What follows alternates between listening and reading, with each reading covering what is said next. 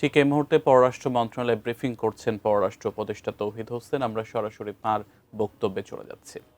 যদি সেটা করেন তাহলে সেটাকে আমরা একটা ভালো পজিটিভ পদক্ষেপ হিসেবে নেব, না করলে তো আমি তাকে জোর করতে পারবো না।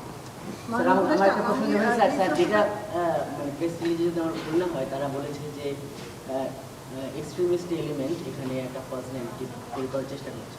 এই আসলে এই এক্সট্রিমিস্ট এলিমেন্ট কারা, আপনারা এই ব্যাপারে কি বলবেন? আর হাসনাত আবদুল্লাহ বলেছে যে সার্বভৌমত্বকে যারা বিশ্বাস করে না তাদের আশ্রয় দিলে আমরা এখানে বিচ্ছিন্নবাদীদের আশ্রয় দেবো, এই বক্তব্যটা আর কি ওটার সাথে বাংলাদেশ কোনো সন্ত্রাসবাদে বিশ্বাস করে না, এটা আপনারা জানেন। আমাদের একটা নীতি আছে এই ব্যাপারে সরকারের, এবং আমরা কোনো বিচ্ছিন্নতাবাদীদেরকে আমাদের ভূমিতে আশ্রয় দেব অবশ্যই এটা এই সরকার করবে না, এবং আমি অনুমান করি যে বাংলাদেশের কোনো সরকারই করবে না।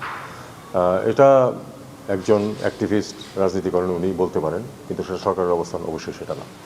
তুমি কিছু বলতে চাচ্ছিলাম, যেটা আমি বলছিলাম, তো ভারতের প্রধানমন্ত্রী তিনি গতকাল বাংলাদেশের বিজয় দিবসে একটি টুইট করেছে যেখানে বাংলাদেশ উল্লেখ ছিল না, সেই প্রসঙ্গটি আপনি বলেননি। এটা অনেক দিন থেকে আমি ভারতে পোস্টেড ছিলাম, আপনারা জানেন, দীর্ঘদিন।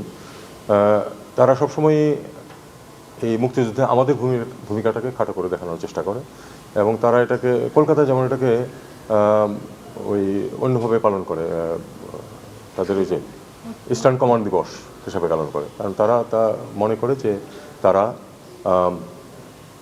যুদ্ধ করে তাদের সেনাবাহিনী বিজয় অর্জন করেছে। সত্য, পাকিস্তানের বিরুদ্ধে তারা বিজয় অর্জন করেছে, কিন্তু বাংলাদেশে তাদের যে বিজয় সেটাতে তাদের লিটারেচারগুলি পড়েন, আমার বইয়ের মধ্যেও তার কিছু কিছু রেফারেন্স আছে। তাদের বিশেষজ্ঞ যারা, তারাই বলতেছে যে যেভাবে সফটেন করে রেখেছিল পাকিস্তান আর্মি রেজিস্ট্যান্সকে, সেটা না করলে ভারতের এই বিজয় অর্জনে অনেক সময় লাগতো, অনেক বেশি ক্ষয় হতো, অনেক মানুষ নিহত হতো। কিন্তু মুক্তিযোদ্ধারা যেহেতু পূর্ববর্তী আপনি 9 মাস না ধরুন, 6 মাস ধরুন, যখন থেকে তারা ফুললি অ্যাক্টিভ হয়েছে, প্রথমে তো একটা রেজিস্ট্যান্স গেছে, কিন্তু তারপরে তো জুনের দিক থেকে তো পুরোপুরি যুদ্ধ শুরু করেছে মুক্তিযোদ্ধারা যদি এখানে মুক্তিযোদ্ধাদের অবদানটাকে যারা অস্বীকার করেন, তারা মিলিটারি হিস্ট্রি বা মিলিটারি সায়েন্স সম্বন্ধে তাদের কোনো জ্ঞান নেই। তারা এটাকে অস্বীকার করার চেষ্টা করেন, কিন্তু এই অস্বীকার করার কোনো অর্থ হয় না।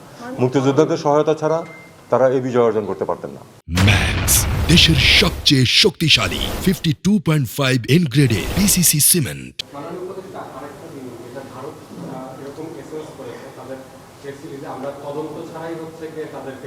আচ্ছা, ঠিক আছে। আর এটা মোটামুটি আমি উত্তর দিয়েছি, এটা আর বেশি গভীরে যাওয়ার প্রয়োজন নেই।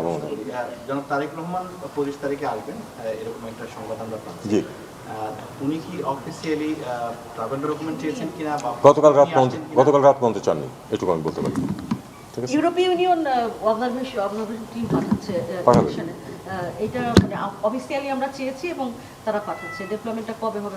এটা নিয়ে আপনাদের কথা বলতে হবে এই নির্বাচন কমিশনের সাথে। তারা যখনই আসুক, আমরা দেখুন, নির্বাচন অবজারভারদের ব্যাপারে কিন্তু আমরা সবসময় একটা নীতি ফলো করে আসছি, সেটা হলো যে তারা যেটুকু সহায়তা চাবে সরকার ততটুকু করবে।